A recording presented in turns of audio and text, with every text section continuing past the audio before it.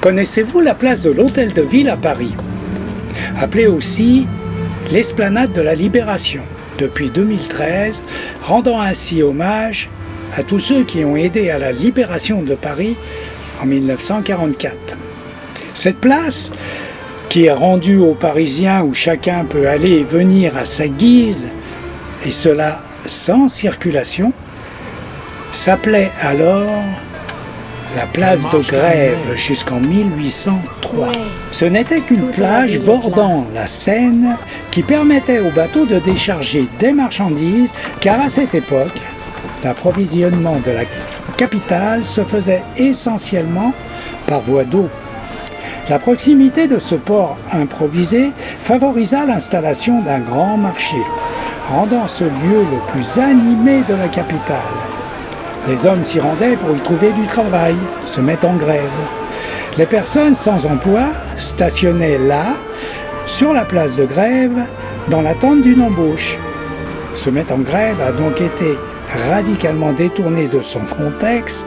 Apparemment, on ne va plus au travail lorsqu'on se met en grève, mais on refuse de retourner au travail. La place de Grève a été également utilisée pour des fêtes, notamment le feu de Saint-Jean, allumé par le roi, une torche à la main. On organisait également des fêtes, mais d'un tout autre genre, les exécutions. Effectivement, sur cette place, elles étaient fréquentes et attiraient un public nombreux et avide de sensations. La première exécution, semble-t-il, s'est déroulée en 1310, le 1er juin. Madame Marguerite Porrette meurt sur le bûcher pour avoir écrit un livre de piété, Le miroir des âmes simples, accusé d'hérétique.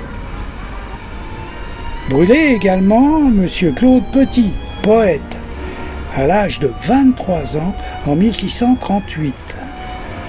Quant à la Voisin, brûlé vif en 1680, sur la place de Grève, accusé de commerce de poison, rituel de sorcellerie et sacrifice de nourrissons. Les châtiments publics sont affligés suivant une stricte classification. Les crimes de lèse-majesté sont écartelés, comme Ravaillac, l'assassin d'Henri IV, et Damien, tentative d'assassinat de Louis XV.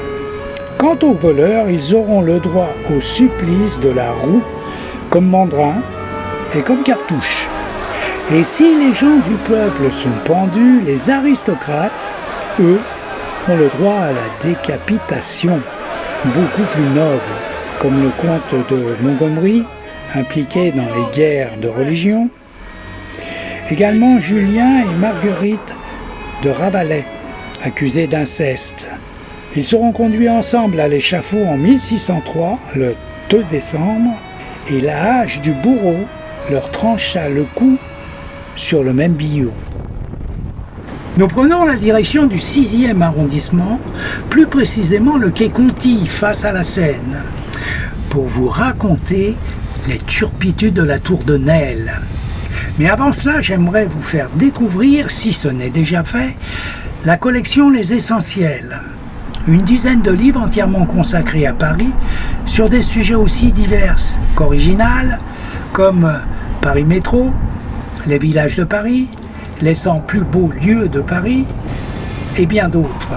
Celui que j'ai choisi et qui m'a donné l'idée de le mettre en image, c'est Les mystères du vieux Paris, de Francis Lecomte pour le texte et de Bernard Ladoux pour la photographie. Nous avons découvert cette collection à la librairie de Sully, rue Saint-Antoine dans le 4e arrondissement, rattachée aux éditions du Patrimoine.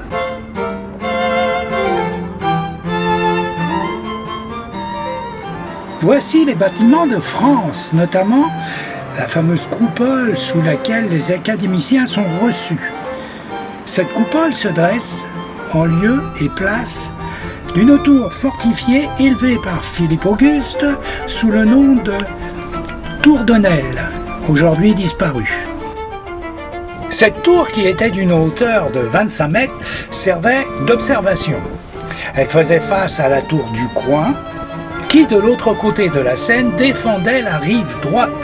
Les deux tours étaient reliées d'une chaîne tendue du soir au matin, interdisant ainsi toute navigation nocturne.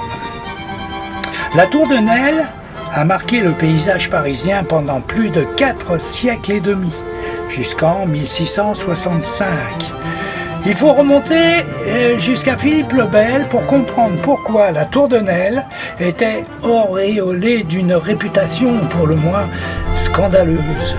En effet, les 3 fils de Philippe le Bel ont été mariés à des princesses du nom de Marguerite, de Blanche, princesse de Bourgogne, mais bientôt accusée d'adultère et jetée dans les cachots du château Gaillard.